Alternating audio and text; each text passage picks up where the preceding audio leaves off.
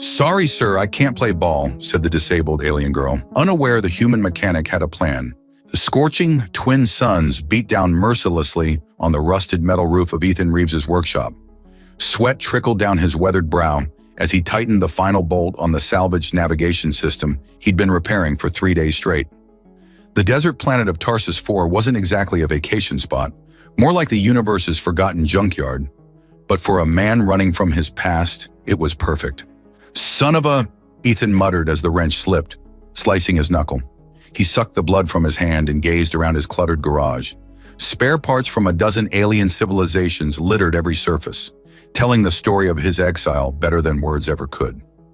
10 years since he'd left the Earth Defense Force after the Proxima incident. 10 years of solitude, broken only by the occasional trading with the local Tarsians. At 42, Ethan's military-honed physique hadn't softened much. His broad shoulders and powerful arms still commanded respect, even if his short blonde hair had started showing traces of silver. The permanent grease stains on his gray jumpsuit matched the ones on his calloused hands, badges of honor in his new profession.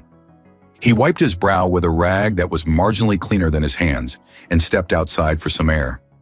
The settlement of Dust Valley stretched before him, a hodgepodge of structures cobbled together from salvaged spacecraft and native materials.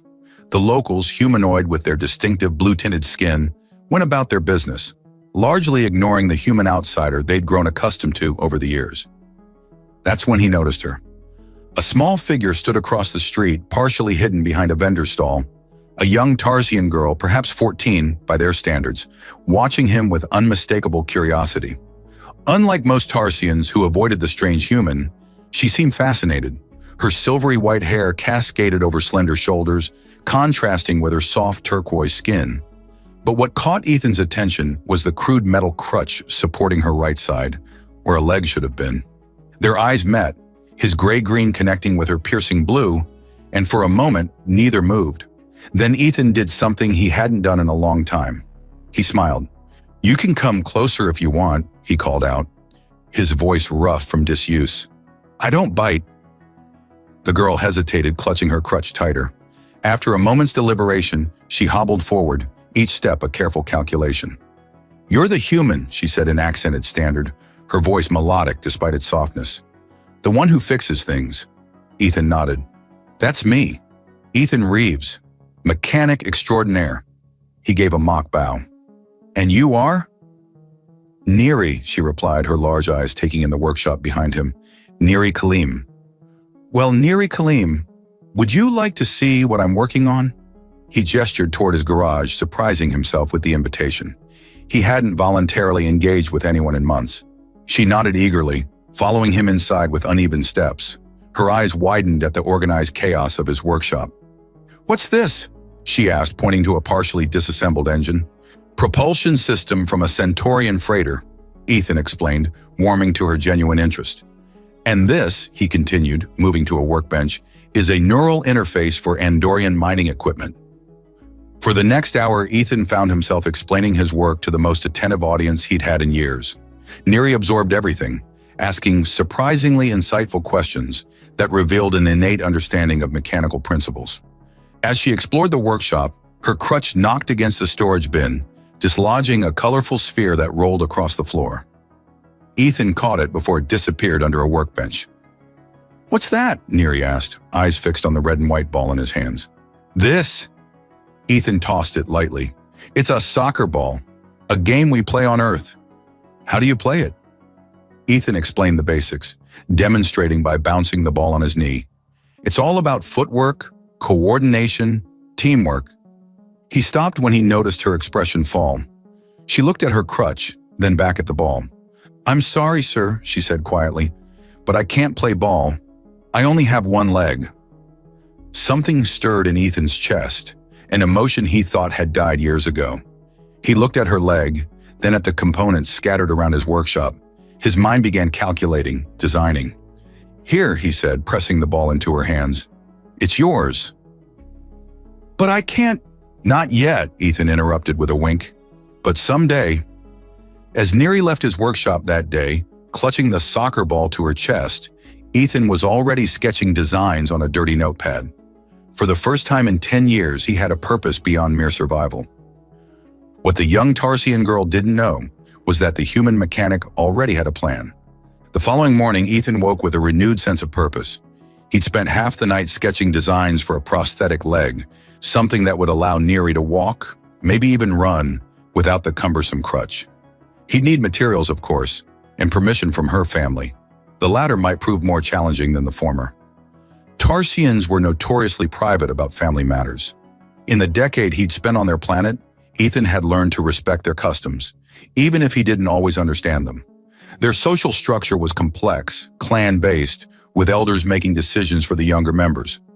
And they were wary of outsiders, especially humans.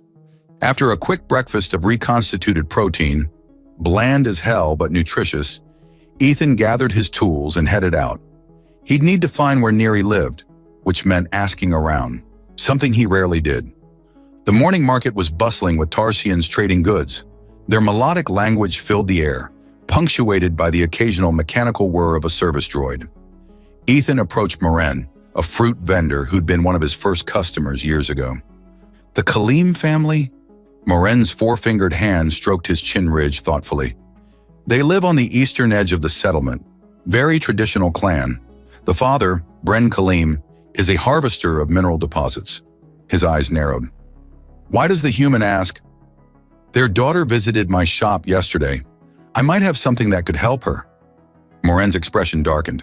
Be careful, human. The Kaleems follow the old ways. They believe physical imperfections are marks of spiritual disfavor. The girl's injury has brought shame to their household. That's ridiculous, Ethan blurted before he could stop himself.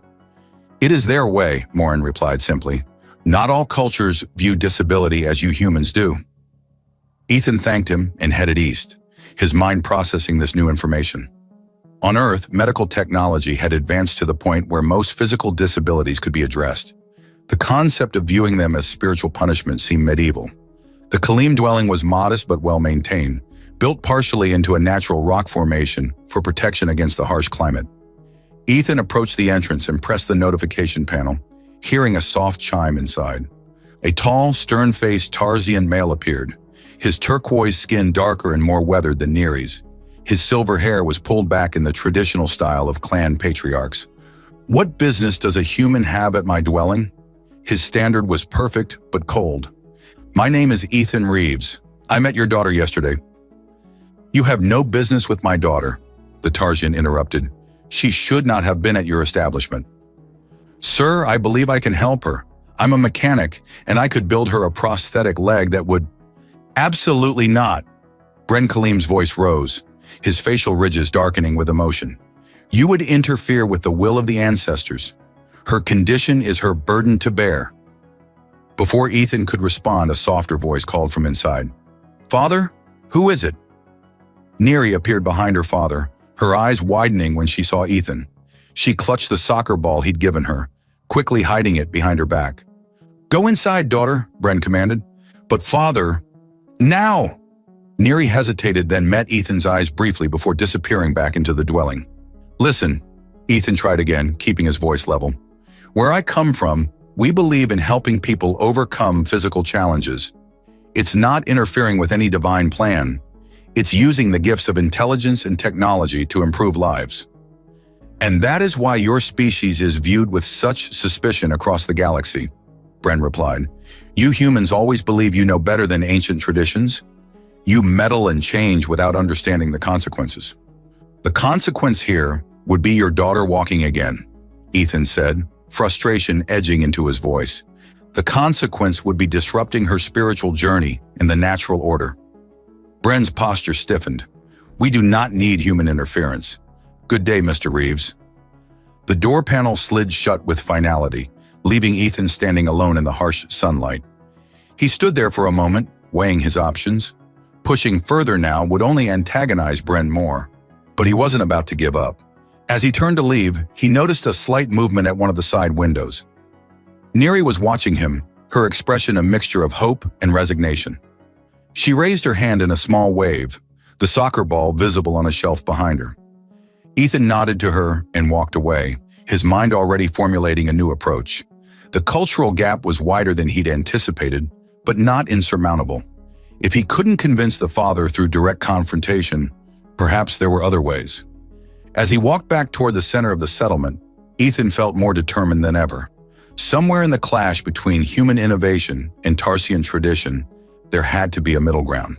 He just needed to find it. 3 days passed without any sign of Neri. Ethan buried himself in his work, but his mind kept drifting to the young Tarsian girl and her father's harsh rejection. He'd started gathering components for the prosthetic anyway. A high-grade titanium alloy salvaged from a crashed Centaurian shuttle, neural interface circuits from an old medical scanner, and synthetic muscle fibers that would respond to bioelectric signals. The desert night had fallen, bringing blessed relief from the scorching heat, when a soft tapping at his workshop door pulled Ethan from his concentration. He wiped his hands on a rag and moved cautiously to the entrance, one hand instinctively reaching for the blaster he kept hidden under his workbench, a habit from his military days. "Who's there?" he called. "It's me," came a whispered reply. "Neri." Ethan quickly unlocked the door. The Tarsian girl slipped inside, her movements awkward with the crutch. She wore a hooded cloak that concealed her distinctive silver hair, and her eyes darted nervously toward the street before Ethan closed the door. "Your father know you're here?" Ethan asked, already knowing the answer. Neri shook her head. "He would be furious." She clutched her crutch tighter. "But I had to come. To warn you." "Warn me?" Ethan frowned, guiding her to a stool. "What's going on, kid?"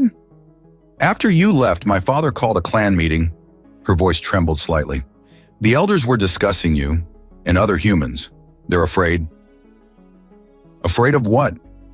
"I've been here 10 years without causing trouble." Neri's large blue eyes met his. "There are stories, rumors about humans.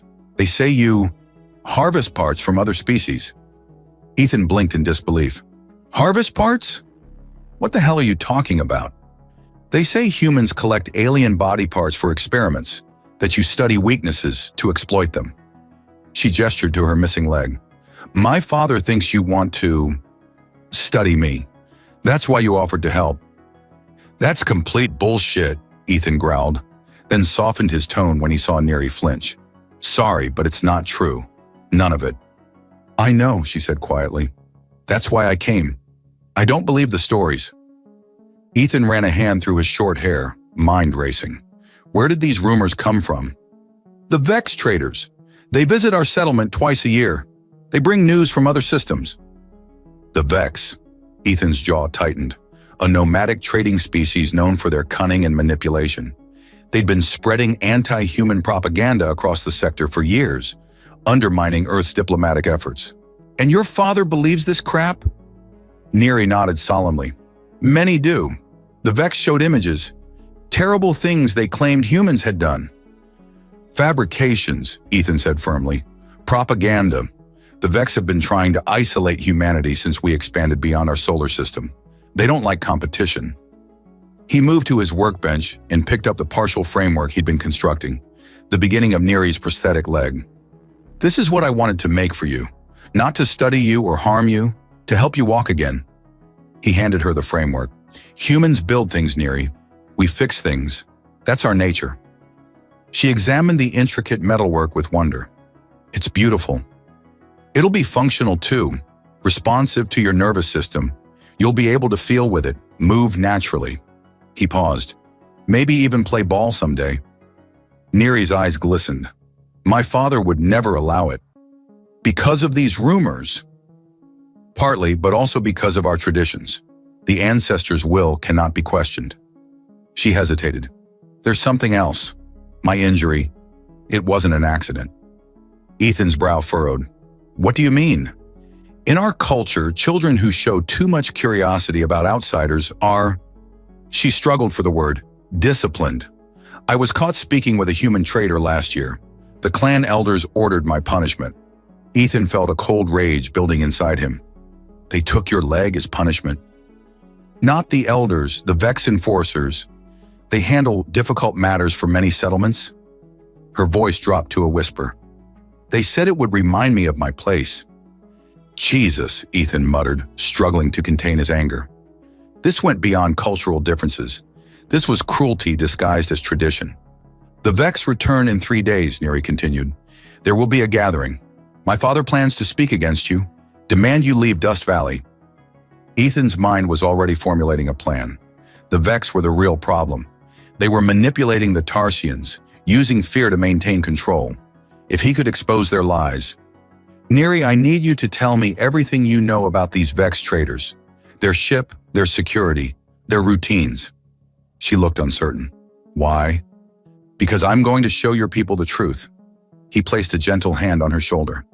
I'm not going to hurt anyone, but I can't let these lies continue. Neri studied his face, seeming to search for something in his expression. Whatever she saw there must have satisfied her, because she nodded. Their ship lands on the Western Plateau. They bring guards, 6, sometimes 8. They carry weapons unlike any I've seen. And the images they showed? The propaganda. Stored in a projection device, their leader Krell keeps it with him always.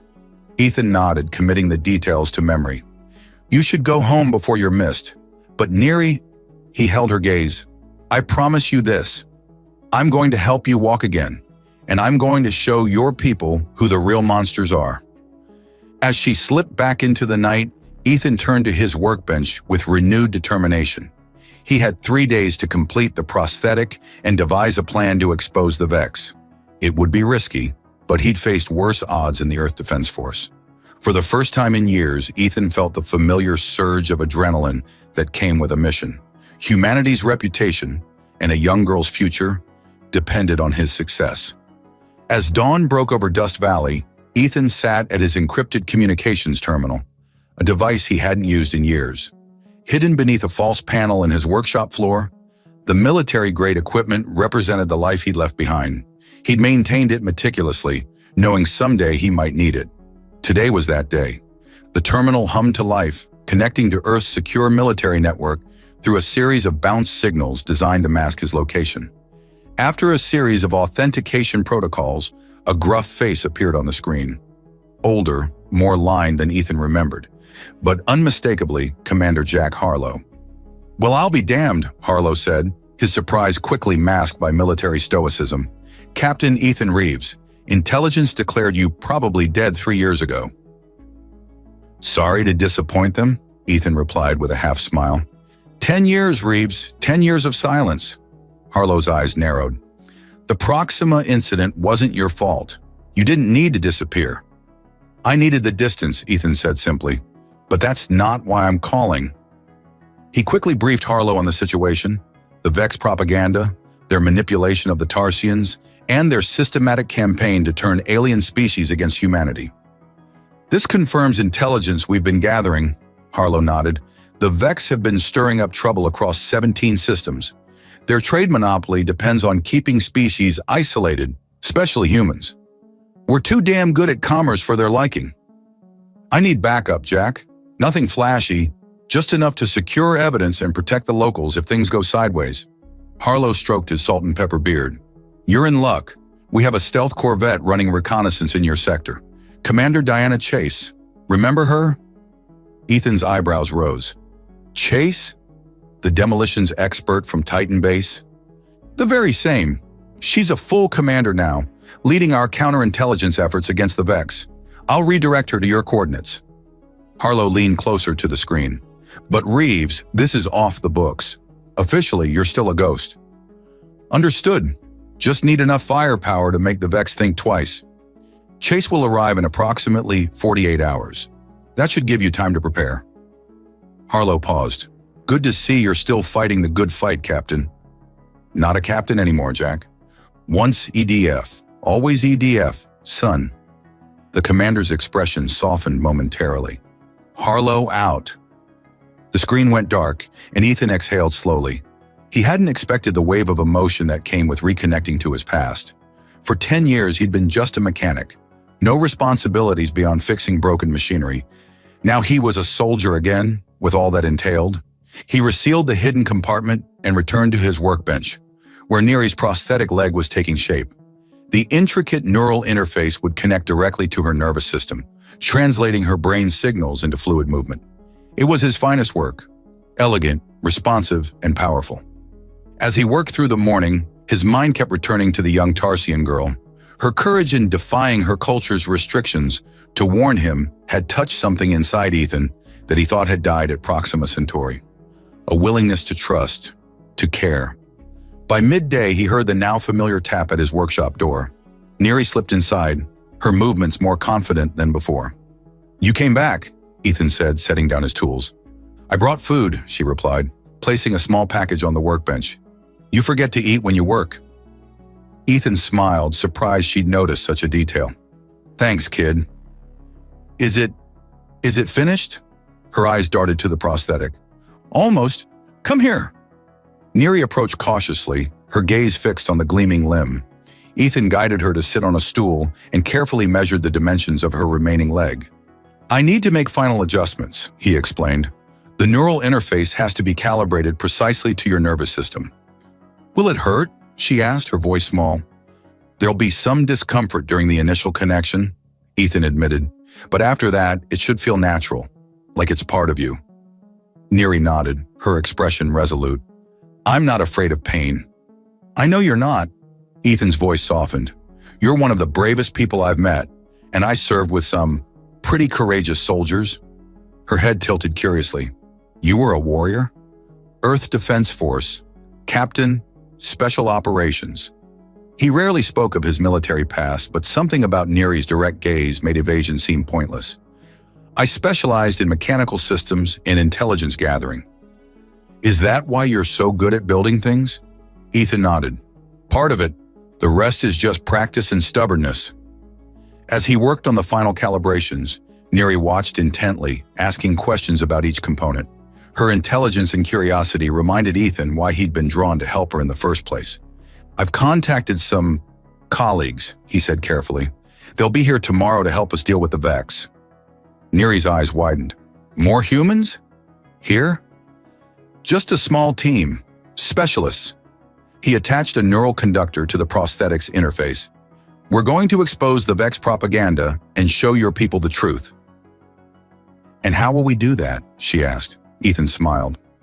"With this." He held up the completed prosthetic leg, its surface catching the light. "Tomorrow night, we're going to test it. If all goes well, you'll walk into that gathering on 2 legs, living proof that humans build, not destroy."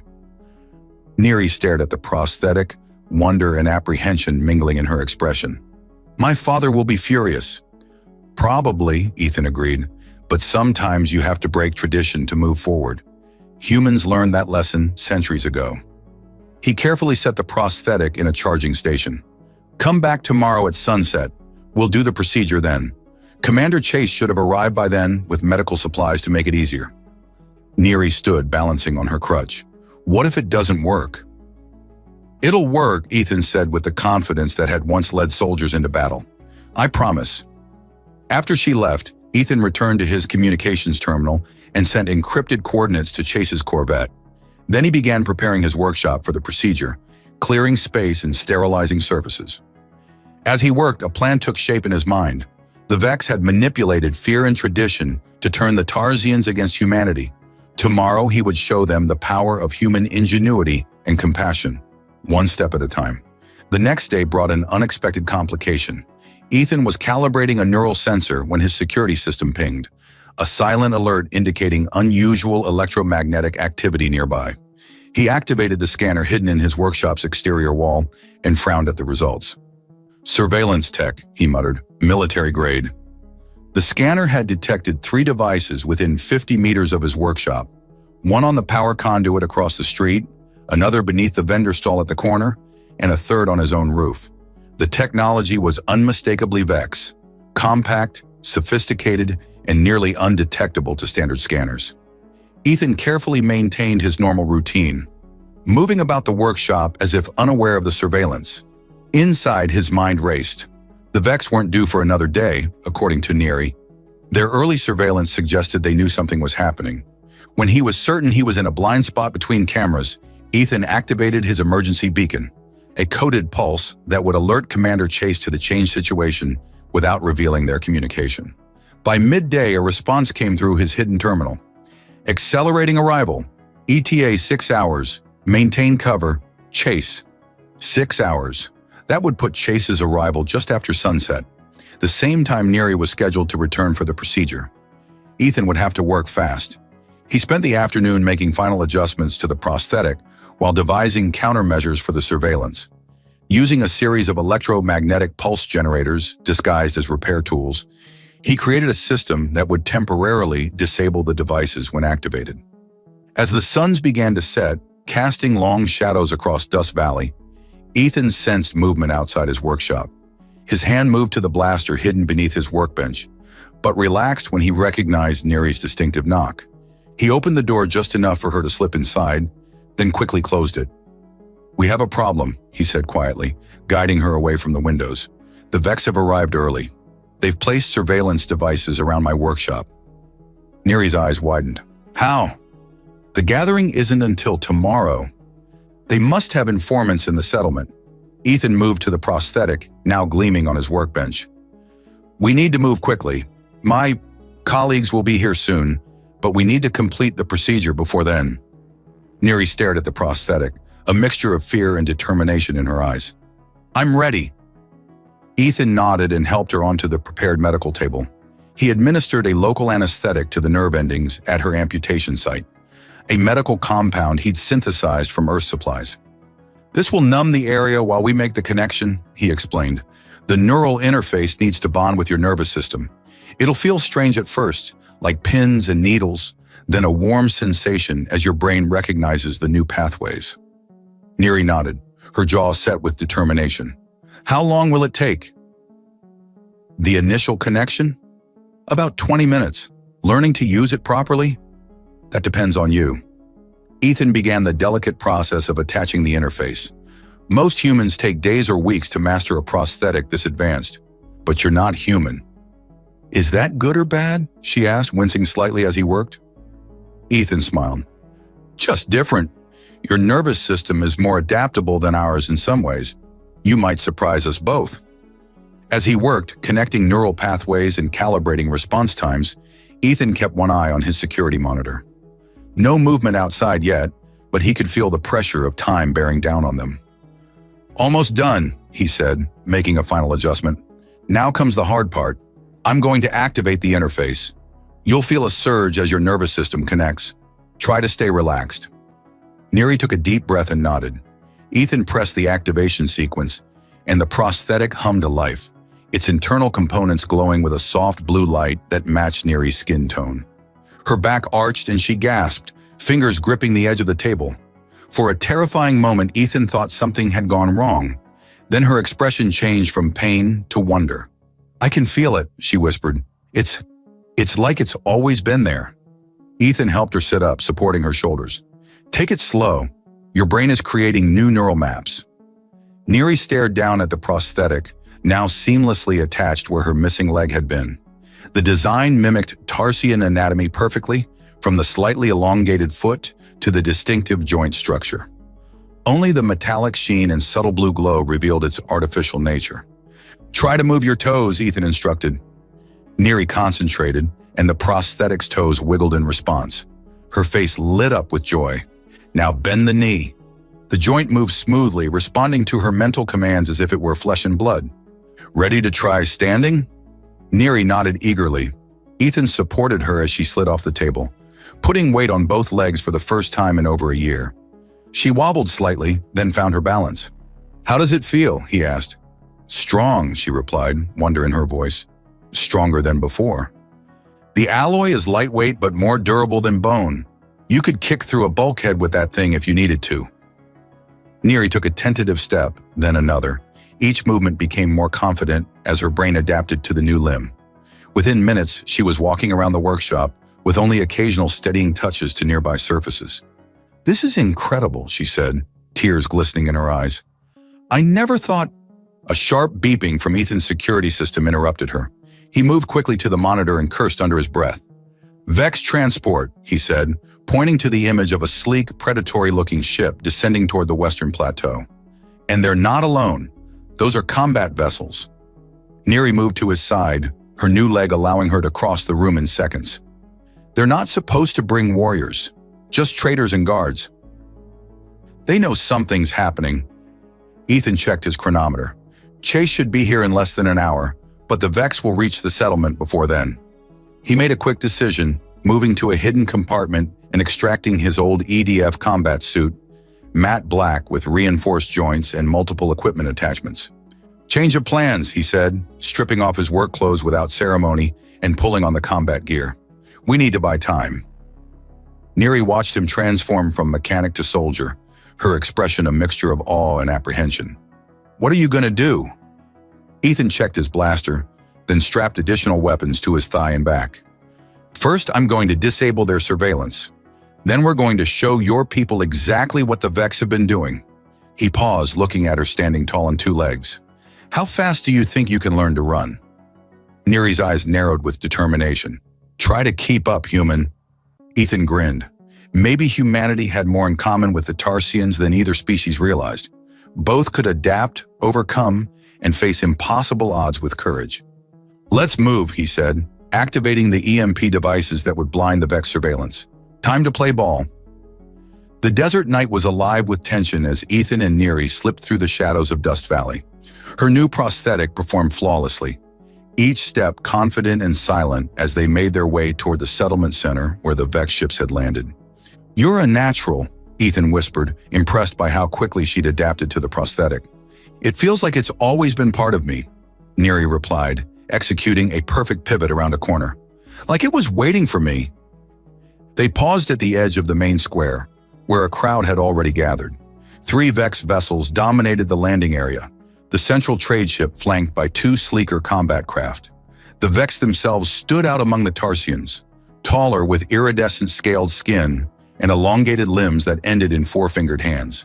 Their leader, presumably Krell, addressed the crowd from an elevated platform. "Protect you from human aggression," he was saying, his voice amplified by a translator device. "Their expansion threatens all peaceful species. Their technology corrupts. Their intentions are clear." Behind him, a holographic display showed images of supposed human atrocities. Medical experiments, weapons testing, planetary devastation. All fabricated, Ethan knew, but convincing to those who had limited contact with humans. "We need to get closer," Ethan murmured. "I need to access their projection system." "There's my father," Neri pointed to the front of the crowd where Bren Kaleem stood with the other clan elders. "He looks troubled." Before they could move, Ethan's comm unit vibrated against his wrist. He checked the display and smiled. "Chase is here, early." As if on cue, a faint shimmer appeared in the night sky, a stealth corvette decloaking just enough to be visible to those who knew what to look for. Moments later, Ethan's earpiece crackled. "Reeves, this is Chase. We have tactical position above the settlement. 4-person team ready for ground insertion. Awaiting your signal." "Copy that," Ethan replied softly. "Target the Vex projection system. We need to replace their propaganda with the real evidence." "Already on it. Team deploying to your position in 3 minutes." Ethan turned to Neri. "Change of plans. We're getting backup. But we still need a distraction." A commotion at the edge of the crowd drew their attention. Bren Kaleem had stepped forward, challenging Krell. "These accusations against the human are serious," Bren's voice carried across the square. "Yet in 10 cycles, Reeves has caused no harm to our people. He trades fairly, respects our ways." Krell's expression darkened. "The human deceives you. Even now, he plots against your traditions. Ask yourself why he hides tonight instead of facing these charges." "I'm not hiding," Ethan called out, stepping into the open. All eyes turned to him, shock rippling through the crowd at his combat gear and weapons. Krell's hand moved to his sidearm. "The human reveals his true nature, armed and dangerous." "I'm armed because you brought combat vessels to a trading post," Ethan replied calmly, walking forward. "Seems excessive for a peaceful visit." The Vex guards flanking Krell raised their weapons, but Ethan continued his steady approach. He needed to keep their attention focused on him while Chase's team moved into position. "The human lies," Krell hissed. "We protect you from his kind. See the evidence." He gestured to the horrific images still playing behind him. "Fabrications," Ethan said. "Just like the rumors you've spread about humans harvesting alien body parts. Tell me, Krell, why would a species that can do this?" He stopped and turned toward the shadows. "Need to harvest anything?" On cue, Neri stepped into the light. A collective gasp rose from the crowd as she walked forward smoothly, confidently, on 2 perfect legs. Neri? Bren Kalim's voice cracked with disbelief. How is this possible? The human gave me back my leg, Father, she said, her voice clear and strong. Not a crude replacement, but a true limb that feels and moves as my own. Bren approached slowly, staring at the prosthetic in wonder. This is human technology. Human compassion, Ethan corrected. Something the Vex have been trying to erase from your understanding. Krell snarled. A trick! The human has corrupted the girl's mind along with her body. No corruption, Neri replied, standing tall. Only healing. Something your enforcers took from me as punishment for my curiosity. Murmurs spread through the crowd as this revelation sank in. Bren's expression hardened as he turned to Krell. Your enforcers did this to my daughter? The girl broke tradition, Krell said dismissively. The punishment was approved by your own elders. Under false pretenses, Ethan interjected, the Vex have manipulated dozens of species, isolating them from human contact to maintain their trading monopoly. They don't protect you. They control you. Krell raised his weapon. Enough! The human dies tonight. Before he could fire, 4 black-clad figures dropped from the sky, landing in strategic positions around the square. Commander Diana Chase, her face obscured by a tactical helmet, moved with lethal precision to disarm the nearest Vex guard. Earth Defense Force, she announced, her voice amplified. Stand down. The square erupted into chaos. Vex guards opened fire while Tarsians scattered for cover. Ethan pushed Neri toward her father, then drew his own weapon. Get her to safety, he shouted to Bren. To his surprise, Bren didn't retreat. Instead, he stepped forward, placing himself between his daughter and the Vex. No more, he declared. No more will we be manipulated by outsiders who claim to protect while they control. Other Tarsians rallied to him, forming a protective circle around Neri. Chase's team moved with practiced efficiency, neutralizing Vex resistance with precision stun blasts. Krell, seeing his advantage disappearing, made a desperate lunge for his ship's ramp. Ethan intercepted him, tackling the Vex leader to the ground. The evidence, Ethan growled, pinning him. Where's the real data? Krell struggled, his scaled skin slippery under Ethan's grip. You've ruined everything. Decades of careful work. Captain, Chase called, tossing something toward him. Ethan caught it one-handed, a data extraction device. He pressed it against Krell's personal terminal, bypassing security protocols with EDF override codes. Download complete, Chase confirmed seconds later. Projecting now. The holographic display above the square flickered, then changed. Instead of fabricated atrocities, it showed the truth. Vex communications detailing their systematic campaign to isolate developing species, their manipulation of cultural traditions to maintain control, and their specific targeting of human-alien relations. The Tarsians watched in stunned silence as their decades-long relationship with the Vex was revealed as an elaborate deception. Bren Kalim stepped forward, his expression grim but resolved. We have been blind, he announced to his people. The ancestors teach us to value truth above all. Tonight, we have seen it. He turned to Ethan, who still held Krell immobilized. The human has shown us more respect in this act of honesty than the Vex have in generations of trade. Neri moved to stand beside her father, her new leg gleaming in the light of the projections. He gave me back what they took, Father. Not just my leg, but my future. Bren studied his daughter for a long moment, then did something unprecedented. He bowed his head to Ethan. The Kalim clan acknowledges our debt to you, Ethan Reeves. You have honored us with truth and healing. As Chase's team secured the remaining Vex, Ethan realized that the night's events had changed everything. Not just for Neri, but for human-Tarsian relations. Sometimes the most powerful weapon wasn't a blaster or a warship, but a simple act of compassion. And sometimes the most important step was the first one. 10 years later, the diplomatic vessel Harmony glided into orbit around Tarsus 4, its sleek lines a testament to human engineering. Commander Ethan Reeves stood at the viewport, gray-green eyes scanning the familiar desert landscape below. At 52, his short blonde hair had given way to distinguished silver, but his military posture and powerful build remained unchanged. Nervous? Asked Admiral Harlow, now sporting a fully white beard. Curious, Ethan replied. 10 years is a long time. After the Vex incident, Ethan had reluctantly accepted a position with the Earth Diplomatic Corps. His unique understanding of Tarsian culture made him invaluable as humanity established formal relations with the desert planet. What was meant to be a temporary assignment evolved into a decade-long career spanning 17 systems. "The Tarsian delegation is ready to receive us," announced the communications officer. Ethan nodded, straightening his formal uniform. This visit marked the culmination of years of work, the signing of a mutual defense treaty that would formally bring Tarsus IV into Earth's protective alliance. The shuttle ride to the surface was brief, but it gave Ethan time to marvel at the transformation below. Dust Valley had evolved from a scattered settlement into a thriving city where Tarsian architecture blended harmoniously with human technology. Solar arrays captured the harsh desert sunlight, powering environmental systems that had turned portions of the landscape green. They landed at the newly constructed Diplomatic Center, a stunning structure of native stone and transparent alloy that seemed to rise organically from the desert floor. A delegation of Tarsian officials waited on the landing pad, led by a figure Ethan recognized immediately despite the years.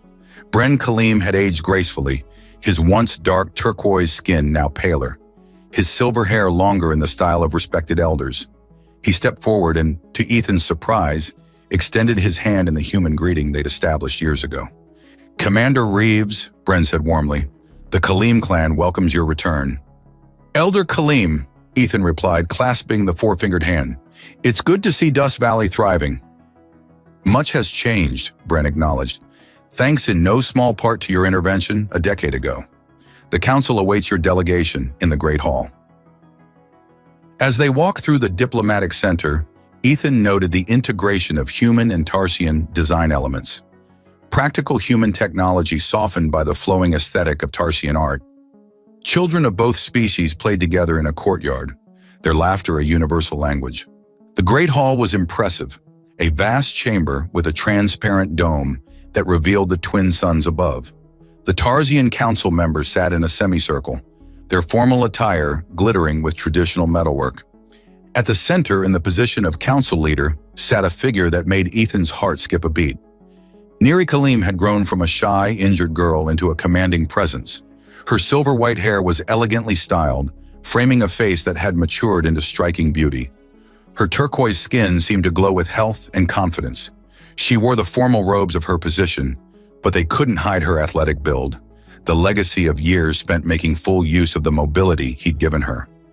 Their eyes met across the chamber, and for a moment, Ethan was transported back to that first encounter, a curious girl watching from across the street.